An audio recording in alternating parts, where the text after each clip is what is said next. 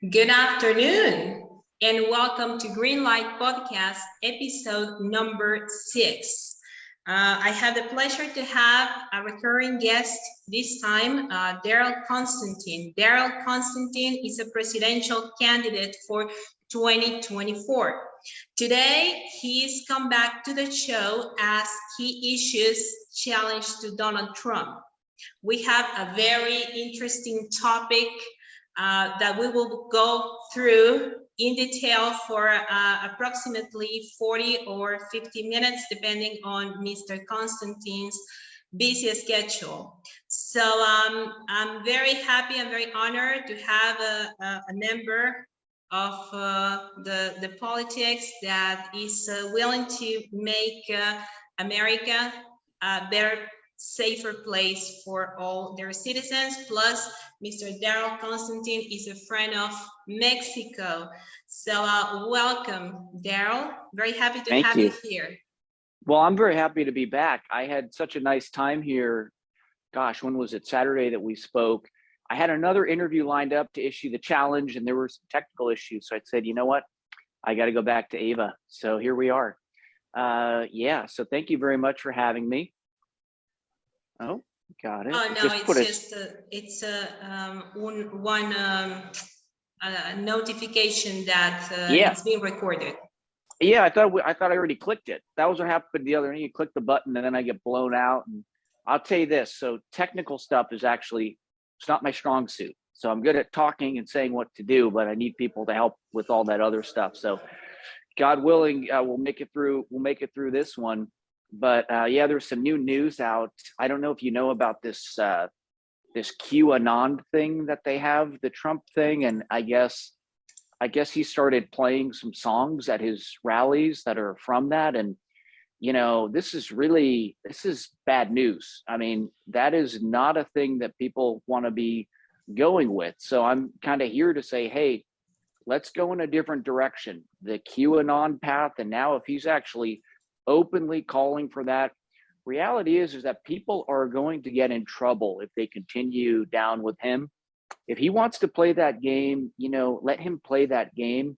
Let him get all sorts of secret message boards and get involved in all that. But I'm focused on the reality of the 2024 election, and I think there's a lot of Americans on both sides of the aisle really that are looking for an opportunity to come forward in something new. So that's what we want to focus on. We don't want to be focusing on all of these different conspiratorial stuff and all of this negative, divisive stuff. We want to be moving forward. And, really both parties, I think, are in danger of losing a lot of their base and going in a bad direction. The Democrats, this administration has really been a disaster. I think most people agree with that.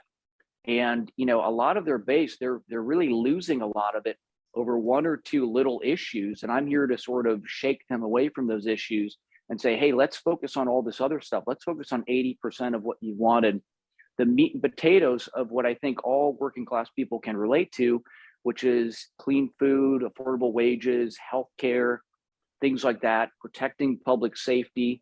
And, maybe with that, a little bit more monitoring and protection from the cultural front, protecting our children from various demonic energies that are out there. We need to do a much better job of that. And then on the Republican side, we got to cut bait from this Donald Trump thing. Anybody, if you're going down that road, it's not going to end well. And, yes, we can talk about the weaponization of the DOJ and these different things, but the guy also runs his mouth quite a bit. And people now, what you're seeing, there's this insulation level, and the true believers that went into it, they're the ones that are getting hurt. These are the people that went to the Capitol and, were summoned to Washington, didn't have a plan, didn't know where they were going, and were cut loose with all of this energy. And there he was sort of protected. And this is a continuation. And it's, hey, let's cut away from that, because there are very real issues that need to be addressed. And there is active suppression on a number of critical topics. And, the danger is that you make it too easy for them when you go along with things that aren't true. And this past year, there has been a lot of accountability on things. You know, there was this thing about Alex Jones and this shooting, and there was this conversation about, Yeah, were that's these right. people actors, right?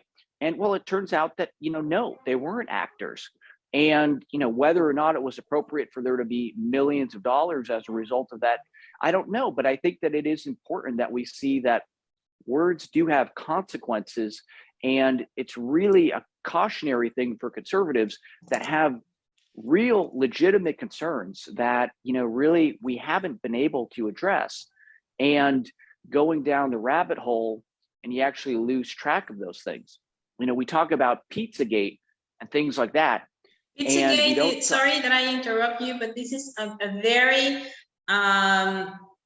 horrible topic that I didn't Yeah, know, and this until is, very recently. And the yeah. worst part is all the members of the media, the entertainment industry that were involved in this. Well, you know, I guess the point that I'm making is that a lot of that stuff we don't have documented in particular with that incident. And if you go all in on one particular incident, you can actually be misled into a fake incident. And then we investigated and we see that there wasn't anything going on at that particular location. And then everybody that was involved in that gets in trouble. But then meanwhile, the actual thing that is clearly in front of us, what is being sold to our children in Target, on television, that goes completely unchecked. So, you know, I do have a background in the entertainment industry. I've lived in Hollywood. Well, I know a lot about really. what happens out there. And, you know, this is a sector that is widely aware of the various subconscious triggers in the human mind. And they're actively using these to, I think Noam Chomsky uses the term manufactured consent, which is a very good term, which is ironic also because at the same time, he's in favor of all of the things that they've been manufacturing. But, you know, we can't just allow free rein to the entertainment industry because of their ability to place things subliminally that the average American doesn't know, or the average person anywhere in the world, they don't know what they're actually inviting into their homes. And there was a famous story, I think it was in the 1950s, where, you know, we caught them at the movies, they would flash up Coca-Cola and popcorn. You didn't see it, but you go, oh, I want some popcorn, right? And then we said, okay, you got to stop that. But, you know, who's to say that they haven't added more and more layers? And in this particular country, our own government has a deep history of actually actively using this stuff, actually actively using the medium of technology as a very powerful brainwashing apparatus. We know a lot of things that our CIA was doing, and we probably don't know a lot of the other things. And I think there's an assumption that this sort of stopped, but you have an escalation of detail that goes into this. And, you know, essentially, this is weapons grade technology. And because it falls under the sort of capitalism free tent thing, we say that we can't really look at it or we can't do anything about it. But now the technology is so invasive, you know, all of the phones, all of the stuff that we have. And it goes back to, you know, well, you could pick and choose what you like. But again, we're talking about brainwashing technology so that individuals do things without knowing that they're being coerced into doing them. And it's something that's very important that we, the people, actually come together, which is our right in a democracy, to say this may be how it is now, but we want to change that.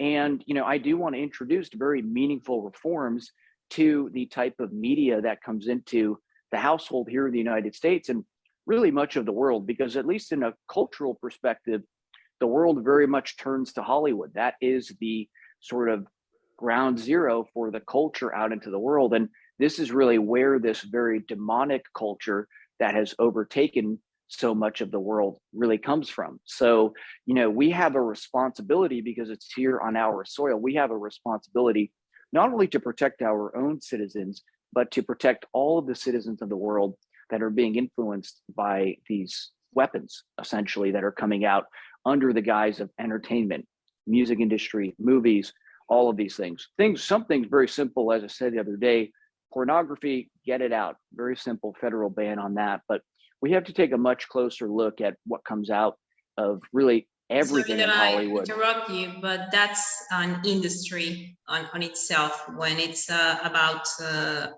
actors that are grown-ups. I mean, they are under the legal frame, so that would be a bit difficult. I mean, illegal pornography is something that should get rid of, but legal, I think that would be a difficult fight. Well, I hope not. I don't know who really wants to stand up and say, oh, we've got to keep this stuff. We sort of get in this model of this is how it is now, but citizens have the right to tell their government what they want to be allowed to be sold. We do have things that we say, we don't allow this. Now we've legalized marijuana, but we still have many drugs that, we don't allow you to sell these things. And that's going to be treated just like that. And some of the other things that we discussed on the prior episode. Going to treat it in a way that we're simply going to say, hey, we don't want this. And maybe the American people do. But, my job as a politician is to say, hey, if you don't want this, come with me. And if 51% of the country agrees with me, then we're going to enact those reforms. And that's a conversation that, again, we're welcome to have. We'd love to debate people that, want to stand up for the right to keep these things in the homes. And to me, really the simplest argument, and I'm not really in favor of taking simple arguments. To me, it's just a simple reality of, hey, this is bad, got no use for it. The family's breaking down. People need to come back together, throw it out. But bottom line is that everybody has cell phones, and that now includes very young children. And I don't think that we have a way of really making sure that the guidelines, if we say that this is only for people over the age of 18, I don't think anybody expects that nobody under the age of 18 is going to be able to view these things. So you either have to police the internet to such a degree that it's effectively non-useful, and we have to really do something to where we're really monitoring absolutely everything, or we've got to take some of the, I think the statistics, it's like a huge staggering portion of the internet is actually devoted to this stuff. Just get it out, get people back outside, away from the monitors, away from the phones, away from the computers, and get them back outside, engaging in sports, engaging with their community, their local churches, and coming back together, bringing the countries back together, building godly, God-fearing nations built on the foundation of godly, God-fearing homes. It's very, very sad. For example, I was raised with a pop culture. As I'm telling you, I have friends in the show business, and when you're a kid, you see everything as a fantasy, and then you grow older and you realize all the corruption and degrading stuff that happens behind cameras. And now I see that there is a movement of actors, actresses that are coming out to say, well, this and this happened to me. Even actors from Nickelodeon, which is a sad thing. I mean, I have friends that are slightly younger than me, and they grew up with Nickelodeon shows, and those shows were meant for kids, but we didn't know what those kid actors were going through. I think everything started with Harvey Weinstein. I mean, once he fell, I mean, all the others started to fall too. And it's pretty awful because, actors, actresses, they are entertainers, but they have to play this gross game of allowing certain grooming or, I don't know, sexual harassment if they want to have a career.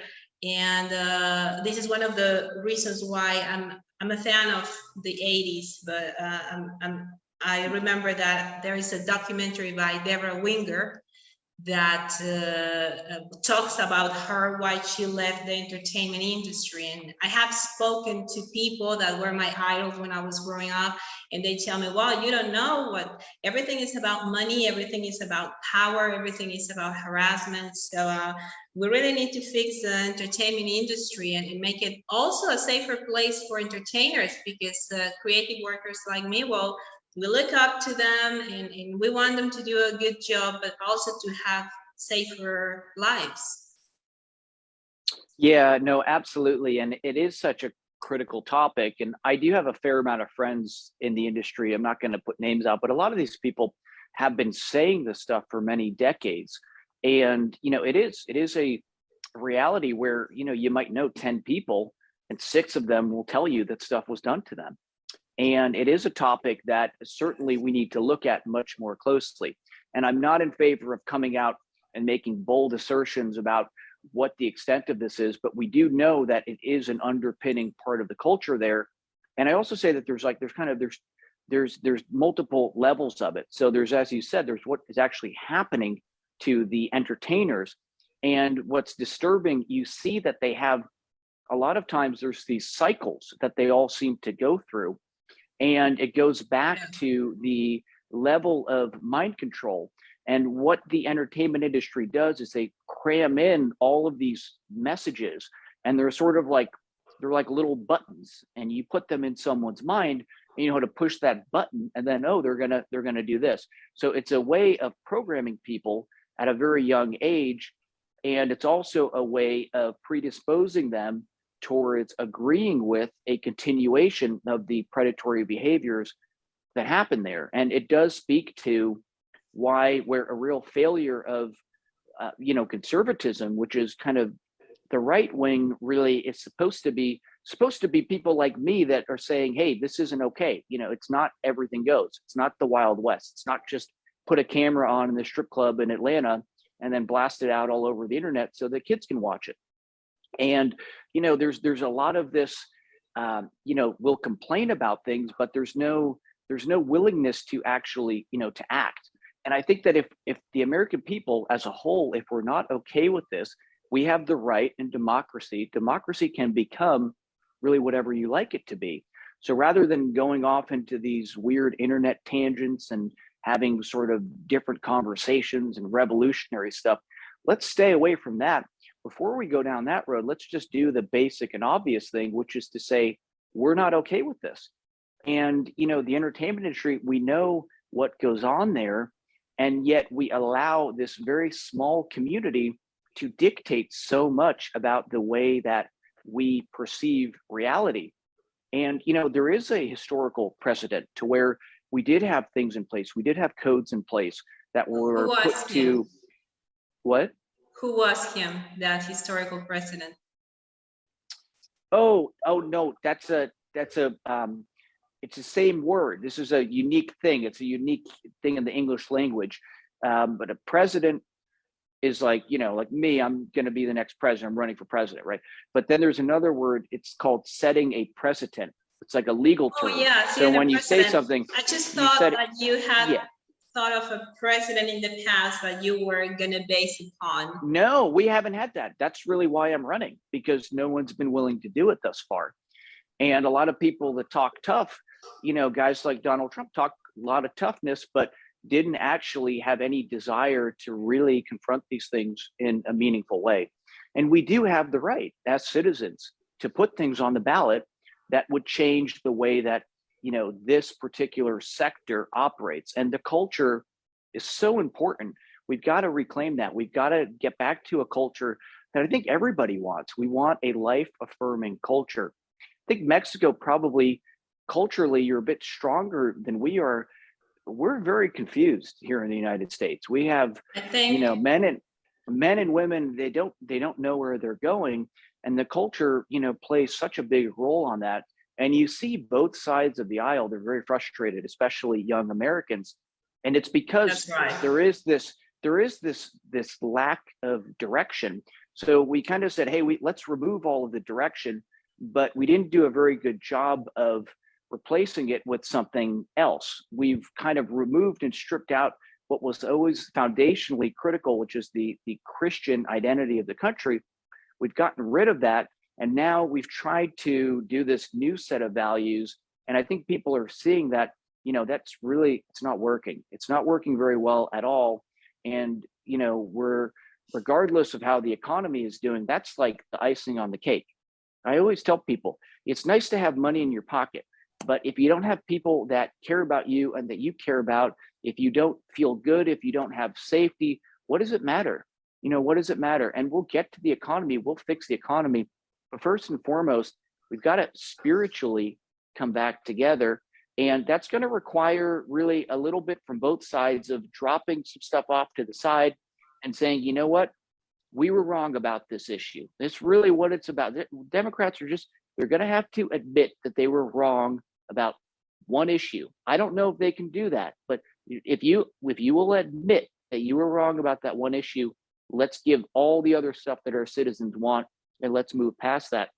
And I can tell you, it's not a winning issue for them, and it's already collapsing.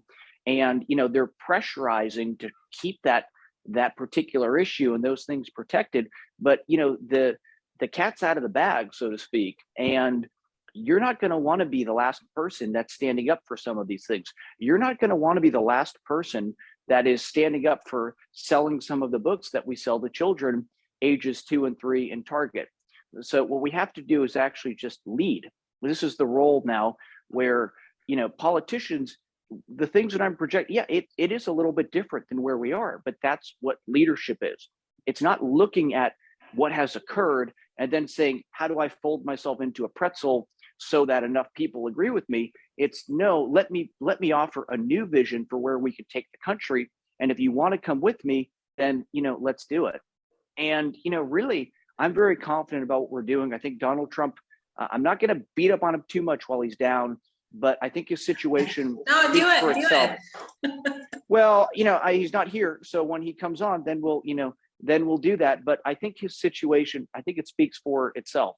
I would love to watch a debate with you, versus Donald Trump. Well, you're going to enjoy it. It's going to be a very fun and exciting primary. I will say, I can't, obviously I'm not God, so I cannot say what the future is, but in my mind, I feel very good going up against him. And really the only scenario where I could see myself losing to somebody like Donald Trump, or really anybody in the Republican Party, because the whole party is just, it's guys like Ted Cruz, and just the whole thing's a mess. They got to keep me off the stage. If they can keep me off the stage, then they can continue on with this. And so that's really, to me, the toughest part is we got to punch through that wall and then get on the stage. But once we're there, I'm going to take care of all these guys, because there's a real vacuum in this country for somebody to just kind of look at this middle road that's kind of very clearly there and push the other nonsense out of the way. The Democrats, they've really wet the bed. This administration is really bad, so they're very vulnerable. So I think we move to that, but I don't think we've ever had a Republican that's wanted to offer healthcare to the entire country. And that's historically been like the one thing that Republicans are against, is they don't want people to have healthcare. Buy your own healthcare. Well, healthcare is very expensive. Okay, and in this country, if you have a heart attack and you don't have health coverage, it could be several $100,000s. And we talked about this a little bit the last time. Yeah, the economy, capitalism, the free market might be able to help, but the scope is just, it's so large, it's not going to happen in time. It's going to take several decades. And we've got people, working class farmers, people that historically have been Republican, and we don't want to discuss that topic. That's just kind of off limits. No, it's not off limits. Virtually every developed nation in the world, people receive some level of healthcare from their government. And that's right. I know people. I knew someone, a young lady from Kenya, and she had healthcare in her country that was just provided. Don't go as far. NHS on the UK, it's free for all citizens. Everybody has it, and then they come in and go, well, would you want to go to the hospital? Well, I'd rather go to a hospital than not go to a hospital.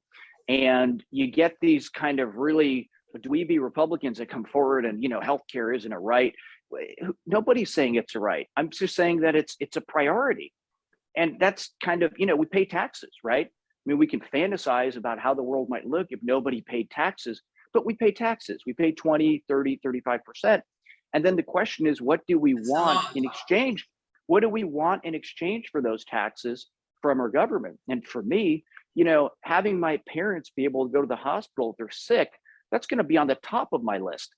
It's not going to be on the bottom. It's not going to be, but that might go ahead of paved roads. I mean, what else is more important than knowing that your loved ones can go to the hospital when they're sick. So that's just a common sense thing. And I think that, what happens is because Republicans don't want to engage on that issue, they leave a vacuum, and the Democrats, they sort of own that issue, and then they get to put all of the other stuff into it that we don't like, gender reassignment for children, stuff like that. We don't want that stuff. So we have to actually engage on these topics. We have to say, what do working class people need? And, let's give that to them. And, there's a lot of other stuff that Republicans, we don't want to talk about. We don't want to talk about the environment. We don't want to talk about that. To me, I'm not a scientist, so I don't get all into the science, but, I like things that are nice. I like you're very nice. I like it's a nice country.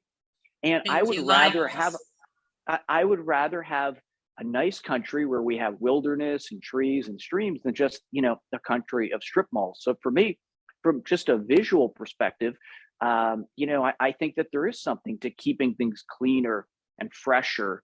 So there is a conversation to have there, probably because we don't want to engage that. And then we become, we're the oil people and we just want to defend oil. And then it becomes a topic that, that they get to own. And, probably the numbers and these things, and it gets used as a way to financially pressure and bring about more of the changes, more of the globalist agenda, the stuff that we've discussed earlier and alluded to. That stuff gets crammed in with things like cleaning up the air, because we don't want to clean up the air. So we got to engage on everything. And, my vision for the country, conservatism has this mindset of, I don't know how it's perceived in Mexico, but in the United States, it's always been, big government, that's considered Democrat. And then like Republicans, we're small government. We want government out as much as possible, tiny, minuscule government. And that becomes, conservative versus quote unquote progressive. But if you really play that out, if you don't have government, that's actually anarchy. And anybody that thinks that anarchy is conservative is completely wrong. That's the antithesis of conservative. Conservative is in accordance with God's hierarchical order for the world. So we have to get out of that model and actually go back to a model of what are we actually conserving? We're conserving God's relationship with humanity. We're conserving, a healthy, clean society, and get away from that model, because that's a losing model. And what it has done is it's created a situation where you have one party that doesn't want to be involved in anything and just says no, no, no. And then you have another party that gets to come in and they get to make it into, whatever they want. And rather than sitting back and complaining, because this is what naturally is going to happen. If a father steps away from his table, somebody else is going to find their way to the head of that table. So rather than doing that, we've got to sort of come back. And where Republicans are at, I like to sort of tell them, you're actually kind of like what a healthy left wing should look like, concerned about freedom and liberty.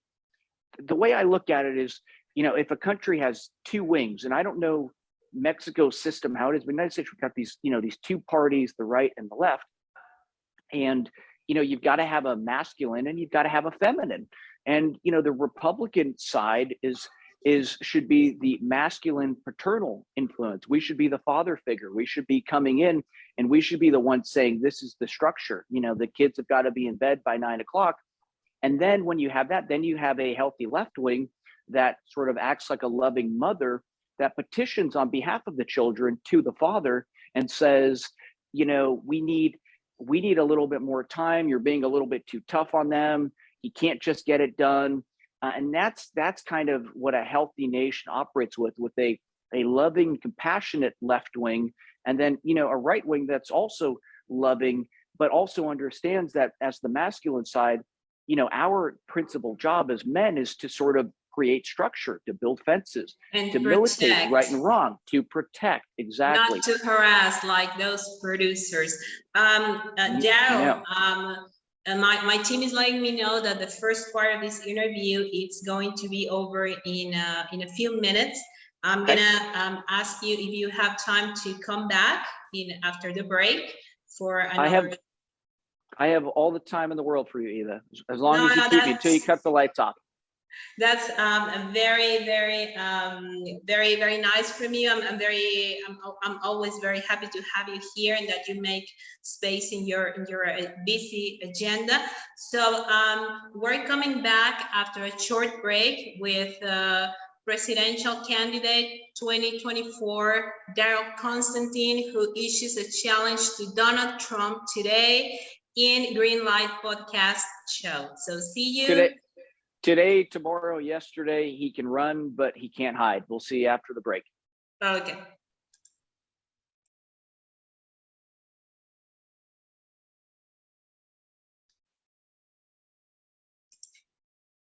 Welcome back to Greenlight Podcast, episode number 6. We have a recurring guest, and thank you for waiting for us on this short break. We have Daryl Constantine here, presidential candidate for 2024. He is here today because Daryl issues challenge to Donald Trump in this episode. He has been talking to us about his proposals to make North America a safer country, to go back to Christian values, gun control, and overall, he wants better healthcare for everyone. So welcome back, Daryl. Thank you. Better healthcare, better food, better entertainment, just better everything, better wilderness. Yeah, just anything better I like. Yeah, so thanks for having me back. I had something to say, but it already left, so we'll just go in a new direction. Yeah. Not sure if you want to retake any of the topics that we were talking in the first part. Well, yeah, and about the challenge to Donald Trump. It's going to be the now this is, I guess, the third or the fourth one. There's going to be a lot of these. It's going to be a daily occurrence. We're going to be basically chasing him down across the country until we get to the primaries. And once we get to the primaries, then, anything goes. And that's the point where we're really going to break out the heavy hits. But for now, it's just, getting the message out to the American people that there's another way to go. There's another path. And both sides, you can look at the direction, and I think we can all agree that neither way is really the way that we want to go. So it's very simple. If you're not happy with Trump, if you're not happy with Biden, this is that middle lane that we're striking to find. And the more holistic vision for the country involves coming back in on all of these things and looking to protect our citizens. We talked a little bit the last time. I'm happy to talk about it again, about improving the quality of food. I think, and I know from my time in California, usually the Mexican markets, this is a much better grocery store. This is what you should have. You go in. But what we've been eating in America, and now, yes, there is a movement away from it, but it's something that is being associated with wealth, being able to go to these stores and, do a basic thing like buy fresh poultry and fresh produce. That shouldn't cost an arm and a leg. And in fact, when I'm president, I'll make sure that it doesn't. We have a number of items on the shelves that these are effectively, these are sugar bombs. And this needs to be looked at. This is another Democrat thing. We used to make fun of Bloomberg because Bloomberg had this wild idea of monitoring and restricting the ability to purchase 44-ounce sodas at a 7-Eleven. And that's actually not a very bad idea. In fact, that's a very responsible thing to do, to take a look at this and say, hey, should a 12-year-old child be able to walk into a gas station and walk out with 120 grams of sugar? That's essentially, that's inducing a high for that child that's going to be comparable to some of the other stuff that's out there. And more importantly, or maybe not more importantly, but in conjunction with that, there's no redeeming health factors in a lot of these products. So can something really be called food if it doesn't provide anything, if it doesn't provide any health, wellness, or restoration to the individual? You start looking at things these ways, how many of the things on our shelves are actually food. And I think that it's a lot lower than it is. And it's really, and then you get into, okay, yeah, maybe there's some protein and some carbohydrates in this, but there's so many other things that, I wouldn't feed it to my dogs. And, this has been the American style. And this has been this is part of consumerism and capitalism that we've been pushing the system out to the rest of the world. Again, remove MSG from potato chips. All American potato chips come with MSG. It is already banned in the UK, and some companies in Mexico don't use it anymore. It's addictive, makes you eat a lot of Pringles or potato chips or whatever. That's what it is in there. What do they say? Once you pop, you can't stop, right? Yeah, there's all this stuff. This stuff, it creates a process where you just go. And once you unplug from that, I mean, I eat a amazingly, when I go to the Brazilian steakhouse, people are like, where did it all go?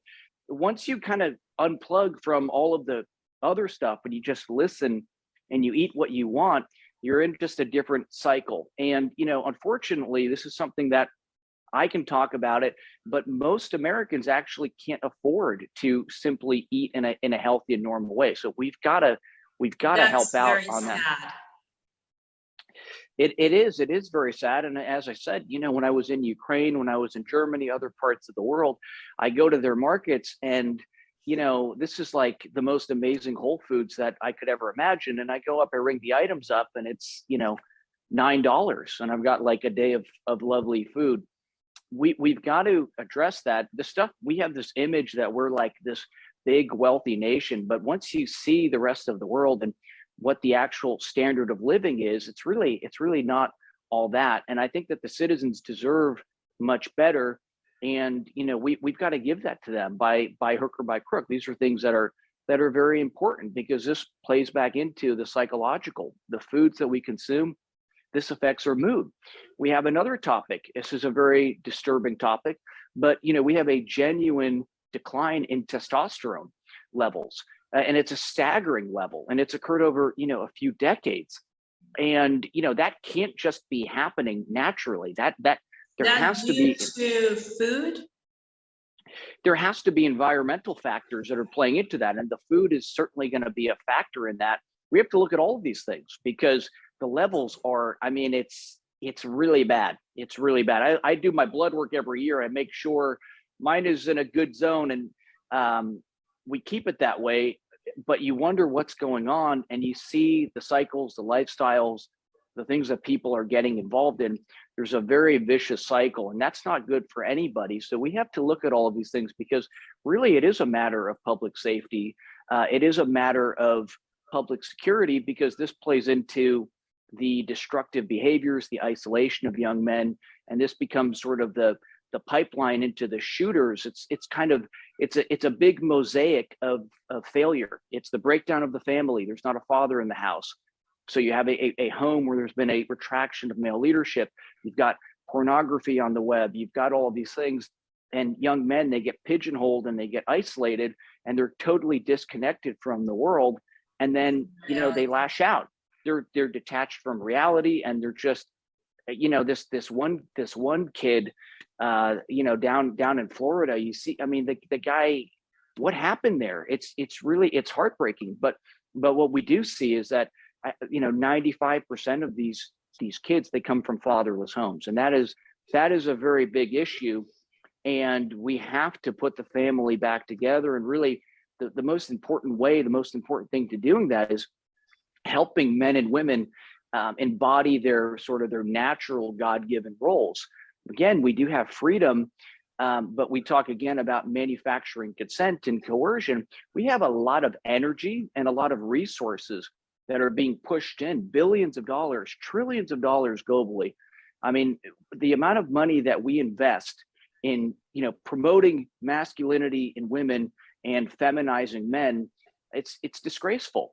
And we're pumping against the stream. We're just shoveling all of our resources to push in exactly the opposite direction of nature. We've got to go back in accordance with nature. And we might even now actually need for maybe a little cycle here. We might actually have to put some energy and some resources into pushing it back in the correct direction, in the direction in accordance with nature.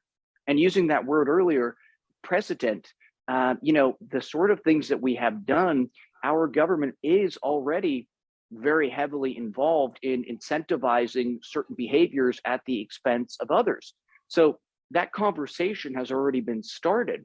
And, my answer is, hey, let's not just stop.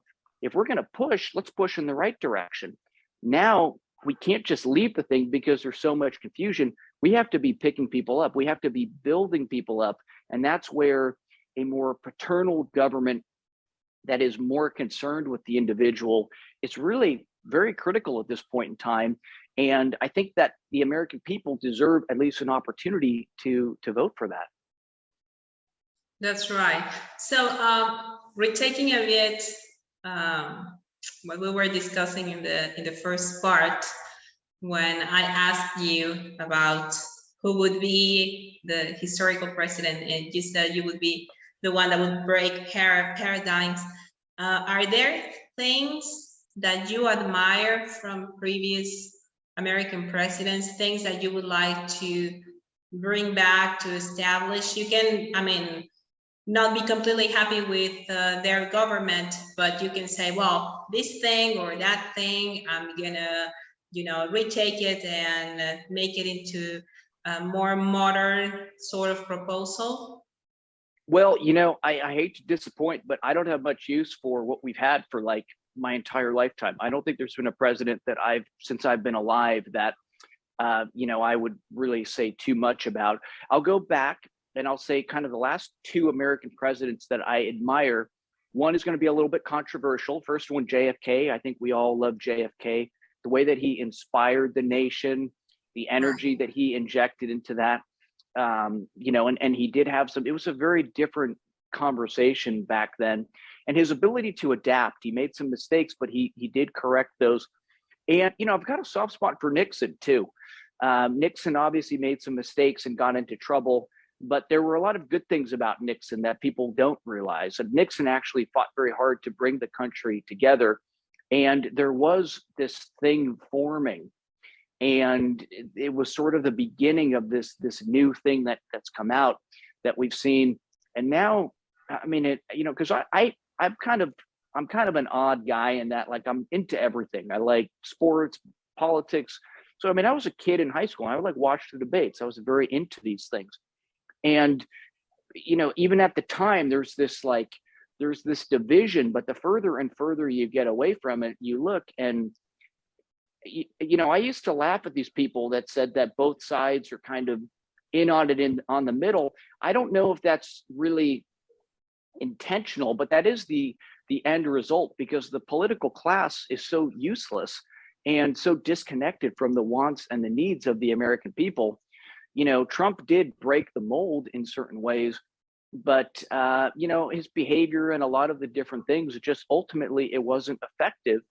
And I really, at this point, I'm just really getting fed up with this continuation of something that, should have passed. And when we moved on and we left his administration, I celebrated the accomplishments. He was very good for the economy.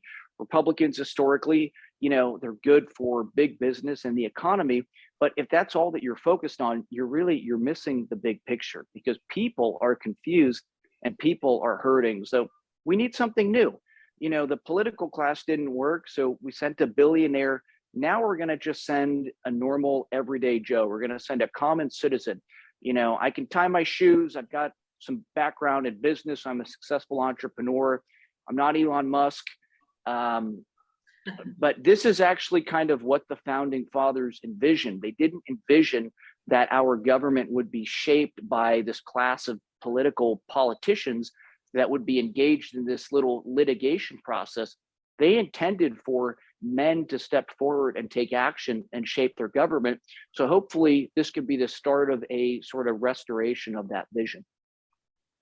So besides, well, leaving aside the politics world, I want to know who in real life inspires you? Who inspires Daryl Constantine? Because you're someone of great conviction, someone who believes in himself. So I want to know who have been your guides or masters, people that you look up to, and even if they're outside the politics, that you have taken good teachings from them. Who inspires Daryl Constantine?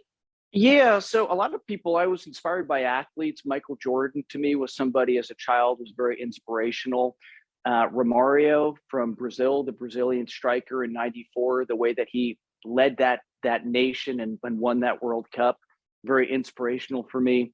Alexander Ovechkin, a great hockey player, just always scoring goals, very inspirational to me. A guy actually that to me is a big inspiration is George Lucas, the creator of Star Wars. And he's a person that took a lot of criticism. We're on the same lane here. I'm a big Star Wars fan. Well, you're gonna love me because, I will tell you my favorite. So this is you got to have your order. So boom, for me, Revenge of the Sith is the best one. It's arguably, in my opinion, the best movie of all time. Attack of the Clones, also a great movie. Empire Strikes Back. But what I really love about Lucas was his determination and his vision. And he had a very clear story in mind. And, I remember as a kid, I didn't get into these other ones, Lord of Dragons. You had like The Matrix and all of these different ones. But, I'm a guy and I like lightsabers. I like swords. So you got to love Star Wars. And there was a lot of like negativity towards those films, and a lot of these kind of grumpy old men, I guess we call them neckbeards now, they were complaining, and me and my friends these are great movies. But it's because, sorry to interrupt you, but the fan base of Star Wars are seriously insane. I am into the fan groups of RoboCop and Terminator. And I think we're crazy to a certain level, but Star Wars fans are something else. I mean, they take it personally. They take it out on the actors. If there's something they don't like, they react as if it was real life. I mean, come on, we're fans, but we should leave fiction where it is. I mean, entertainment. Well, but there is a concern with what has gone on with Disney, and the point about Lucas is that he had a singular vision. And he did not adjust that vision because of what people said. And that to me is what I respect about him. He had a very specific, he put a tremendous amount of thought and care into the arcs. And more importantly, he understood his audience. He was making movies for 13-year-old boys. And, the purpose of these movies was to provide, young, giving positive role models to young girls and young boys. And, giving them mythological motifs that could help them navigate life. And what ended up happening is that, there's a percentage of the young men that got into the original films and they sort of didn't figure it out, because the purpose of Star Wars is not to be 45 years old, living in your mother's basement online complaining about Star Wars movies. So they didn't really understand what the movies were about.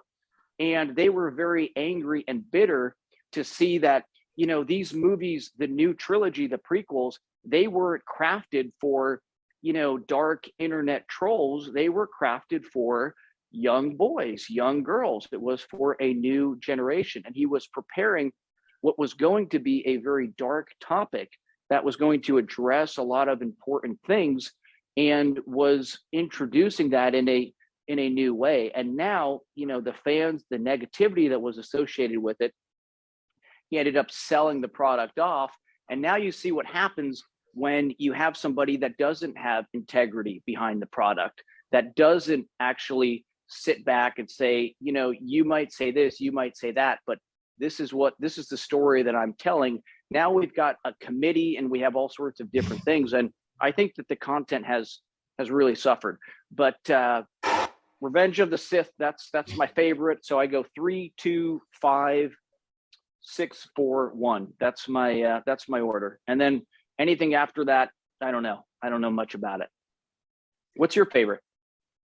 Wow. I mean, I enjoy all of them, but I think Revenge of the Sith and The Return of the Jedi are two of my favorite ones. I think I'm too addicted to Star Wars. If they're showing all the movies, even without order on TV, I rather not turn on the TV because I wouldn't get anything done. Yeah. So besides George Lucas, who else inspires you?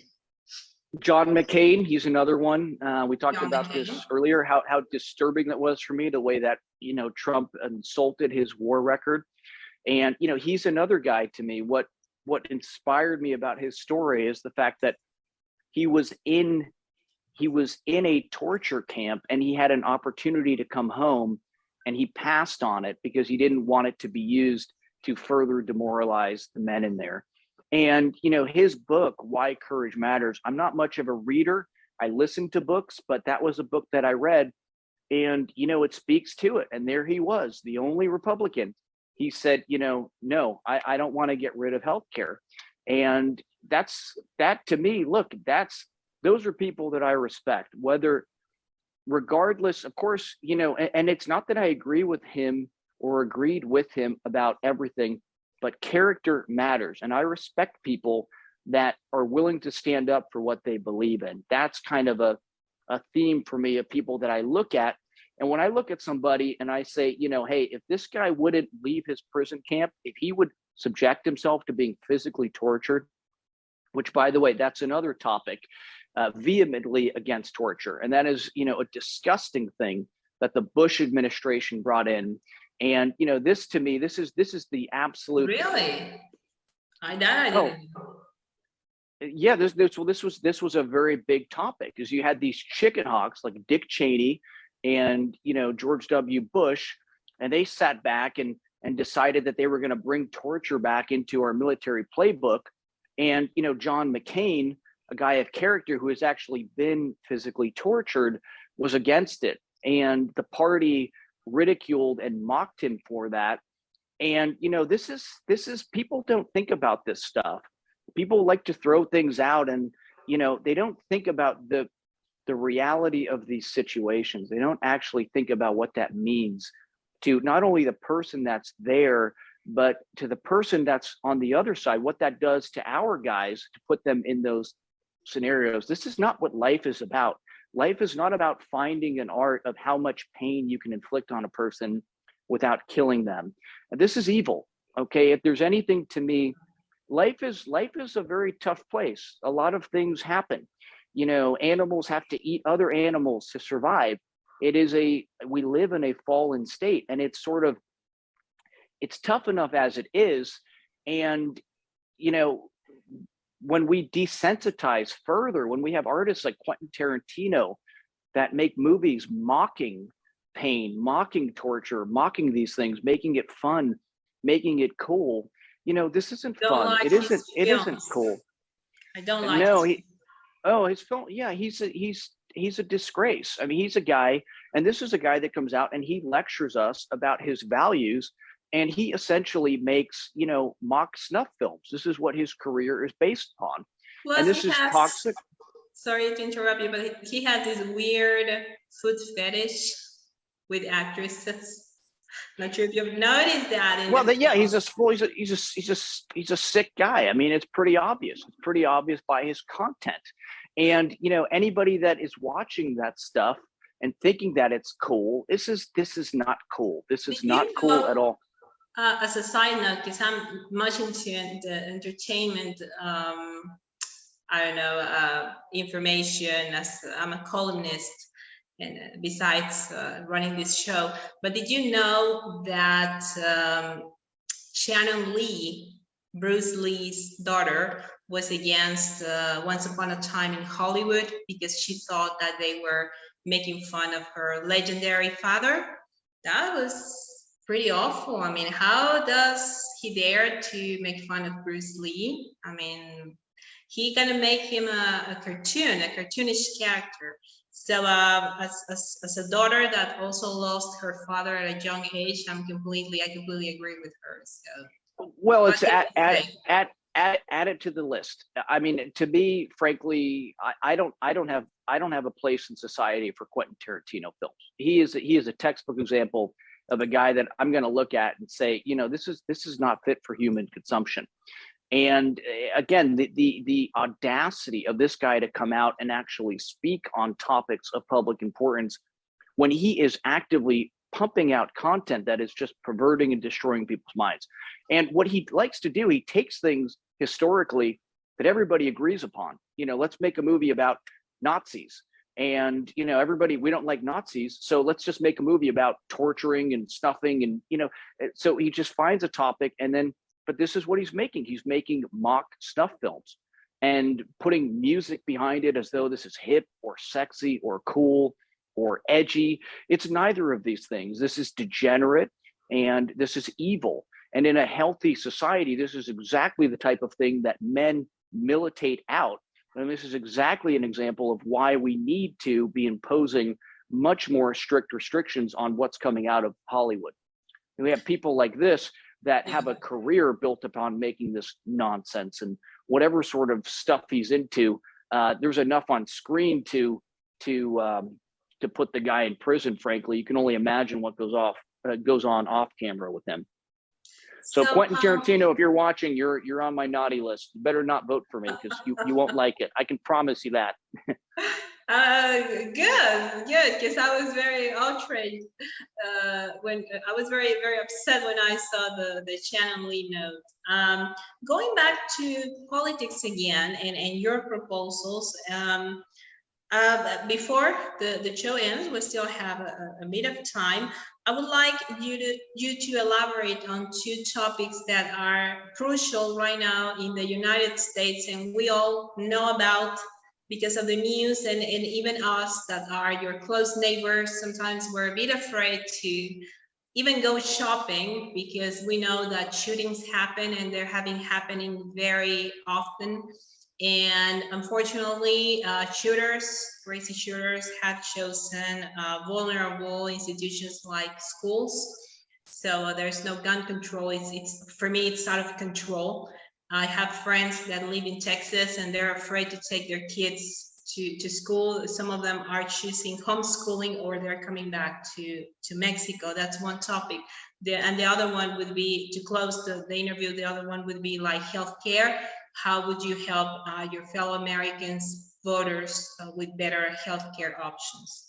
Yeah, these are two great topics where I have to be consistent. And if I'm going to challenge freedom of speech and these things, I can't just pick and choose and say that as a Republican, I'm going to just be in favor of anybody being able to buy guns. Very clearly, as we spoke to, we have a problem. And it's a problem on all layers, and we need to look more closely at access to guns. Certain people, former military, these types, responsible people, we do want people like that to have access. We do want them to be able to protect their families and their communities. But clearly, this is getting into the hands of people that shouldn't have them. And until we address the cultural stuff, absolutely, we're going to have to look more closely at that. It's going to be part of an entire package here. And, really what we're talking about with the shootings, we're talking about the ultimate consequence of the breakdown of our culture and our society. So it's not just about one issue. It's about all of the issues. It's about the spiritual well-being of this nation. And, until that's back in check, we're going to have to look at these things. And healthcare fits right into that. We need a healthier nation. We need a safer nation, healthier, cleaner cultures, cleaner cities. Our cities are a disgrace.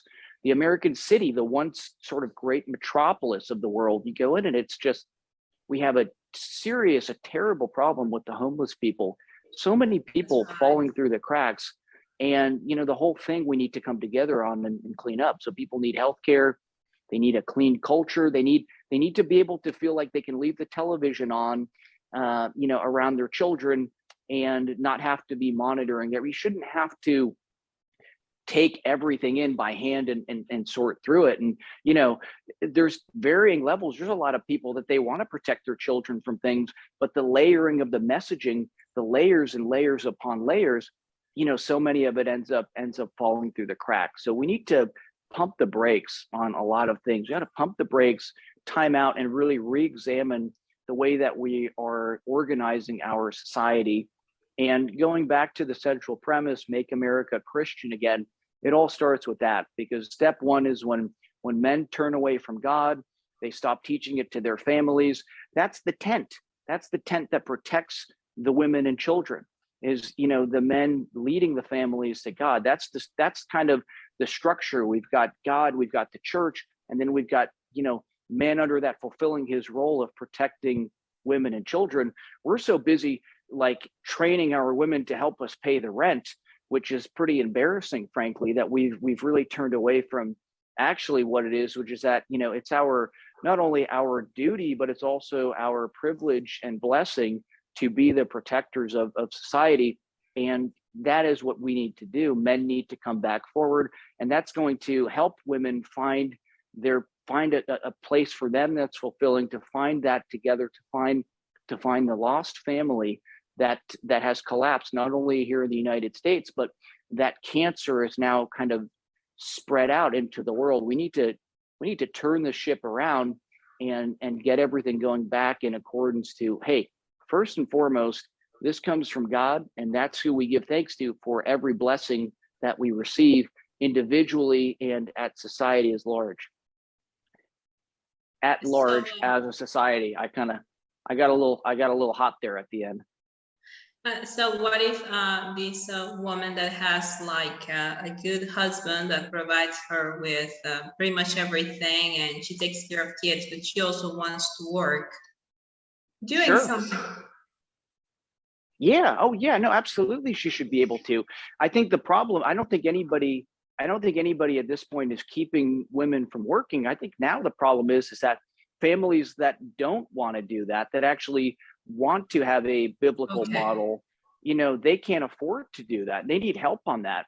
We had a model, as we talked about the last time, where, the quote unquote American dream was that, if you're a guy and you're willing to work 40 hours a week, you're going to be able to have enough to buy a home and to provide for your wife and your children.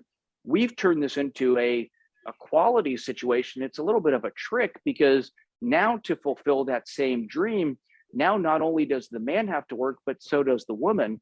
And that's actually not an improvement of the standard of living. That actually represents a decline, because now you've got 80 hours of work to achieve what used to be done with 40 hours. So that's a big part of my plan, the 18 years of paid maternity leave that I plan on offering to the American people, which is, sure, if you want to keep working, that's fine. But if you don't want to, we're going to reinforce that family. We're going to come together, because that's an investment. We talk about getting things back for our taxes. That's an investment that pays dividends for the American people, because we know statistically the numbers, it's staggering. It's staggering what the difference is of what you get, by and large. And there's always going to be examples that break the mold, but you got to step back. You look at the statistics. That's the model that works best for everyone. And, that's a very good investment. And I'll be very much looking forward to making that case to a Republican Party that, again, historically is afraid of these things, that wants to step back and is afraid to actually get involved and comment on, what kind of a society we're organizing here. Okay, you pretty much addressed the two topics that I was asking you about.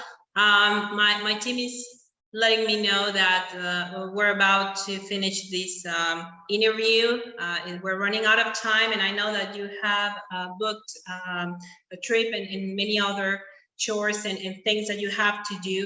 So Daryl, it's been very rewarding to have you here. As I said to you, I'm always learning something new from you. I hope this is not the last time. I said that the last time, but now I say it again. I hope this is not the last time that you come to the show. And well, you're looking great. You have everything. I mean, to run for the presidency, you're very articulate. You have this very neat image. And that's pleasant. The turtleneck, okay? I ran out of ties. I got the red, I got the blue. That you look very good. You look very actor-like, okay, but very very formal.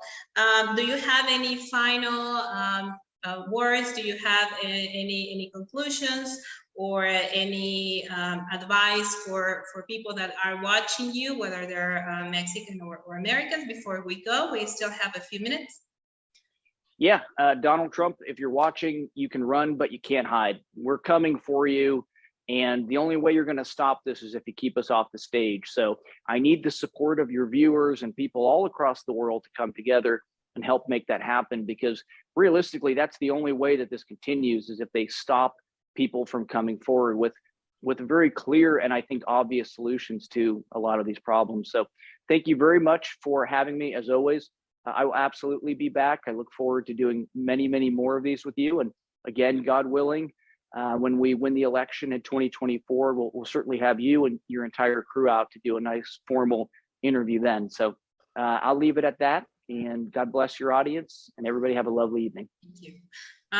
Thank you very much. Well, blessings back to you and good vibes from my audience and my team. Thank you so much for joining today, episode number 6, Greenlight podcast, featuring Daryl Constantine, presidential candidate for 2024. Stay tuned because there will be more coming soon with this nice personality that is the second time that comes to my show. Thank you so much. Thank you, Daryl, and we'll see you soon. Bye. Take care. Bye.